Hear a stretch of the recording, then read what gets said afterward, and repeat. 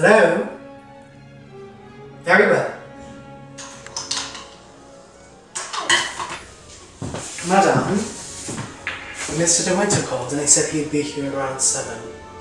Very well. Thank you, Fritz. Oh, what a wretched morning. No sleep, no hearing from Maxim. I better go walk this off.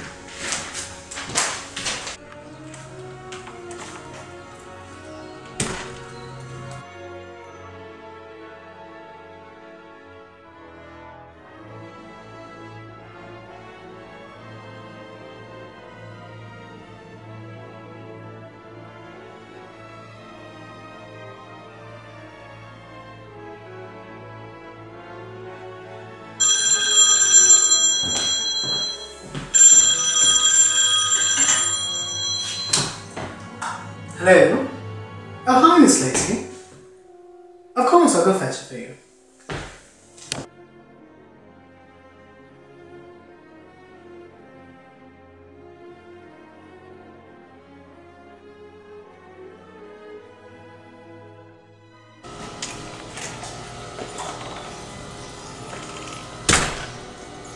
Madame, Miss Lacey's on the phone and she wishes to speak to you. Oh, alright. Good morning, Beatrice. Well, my dear, how are you? I happen to be meeting some people for lunch about 20 miles away from you. Would you like me to pick you up and meet Gran? It's about time you meet the old lady. I could pick you up at 3:30. Oh, I would love to, Beatrice. See you then. Now remember, our dear Gran is quite old and quite blind. I telephoned to the nurse that we're coming, so everything will be alright. Oh, look, we're here! Dear Bee, how sweet of you to visit me. We're so dull here, we have nothing to do. Well, of course, I brought Maxim's wife along because she's been wanting to meet you for quite some time. So good of you to come, I'm very pleased to see you. You spent your honeymoon in Italy, is that right? We love the postcard you sent us. Oh, did Maxim send one? I don't remember. Oh, why yes, it was quite an excitement. We love anything sent to us. Oh, how nice. Why isn't Maxim here today? We told you, Gran, he's in London today for dinner. How is Medley? Oh, it's been lovely there this month. The roses are now in bloom. I wish I would have brought you some. Are you staying at Mendeley too? Gran, you know that she is. Her and Maxim are married now. Old ladies. I don't understand. Who are you? I've never seen your face before. Where is my dear Rebecca? I think you better leave Miss Lacey. She's seeming a little tired and flustered. I want Rebecca. Where is my dear Rebecca? Yes, of course. I think it'd be much better that we go. go. Rebecca. Where's Rebecca? Where did Rebecca go? I'm so extremely sorry. I can't even find the words to say.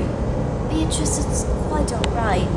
Doesn't matter in the slightest. I had no idea she would do that. I would never have dreamt of taking you to see her. I'm so frightfully sorry.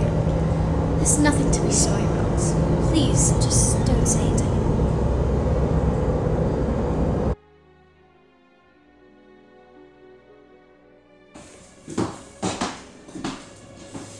Why would the maids keep this room fully furnished? Almost as if somebody had recently been in here. Everything's left as if Rebecca had been here just hours ago. The brushes on the table, the bed made up, and even the fresh flowers on the nightstand. This is all so very strange. I feel as if any moment now Rebecca herself would come back into the room, sit down before the looking glass, at her dressing table, humming a tune, reach for her comb and run it through her hair. Is there anything the matter, madam? Are you feeling unwell?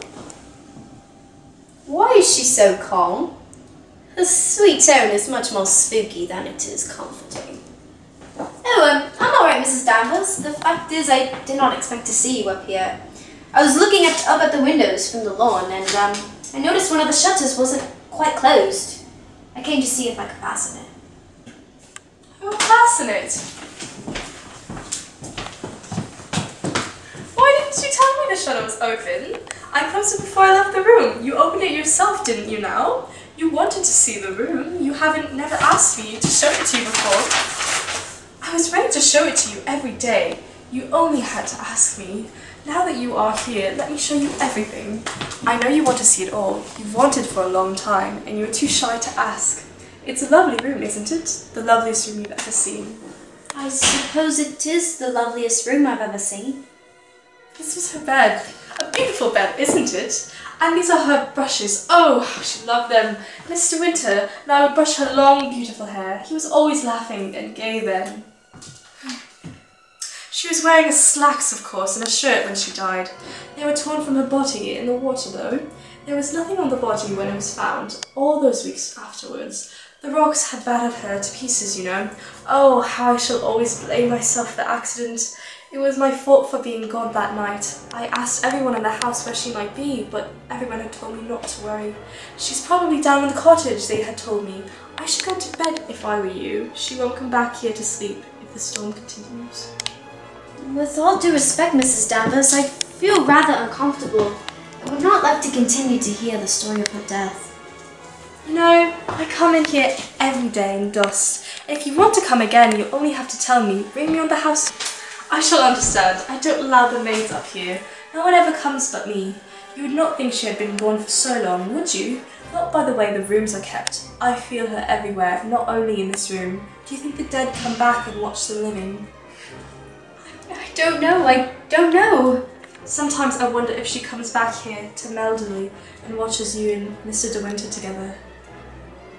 Please excuse me, Mrs. Danvers, but I suddenly feel quite ill. I think I might go lie down.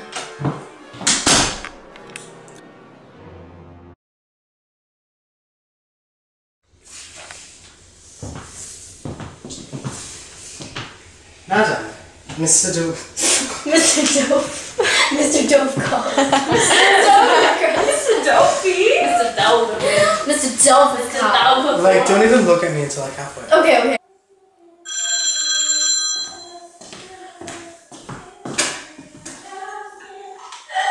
Hello?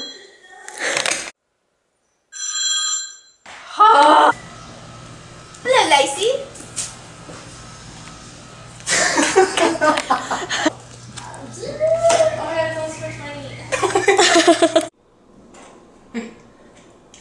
Wait, you already had the phone? Action.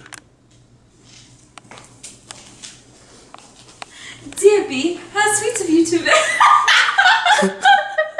I'm not worried about looking at it, just be like, I will pass it for you, and then walk up, close it, and then be like, why did you tell me that, like, you know, Yeah. I will try my best. You can do it. You Okay, can ready? do it, boo. She got this, right? She got this.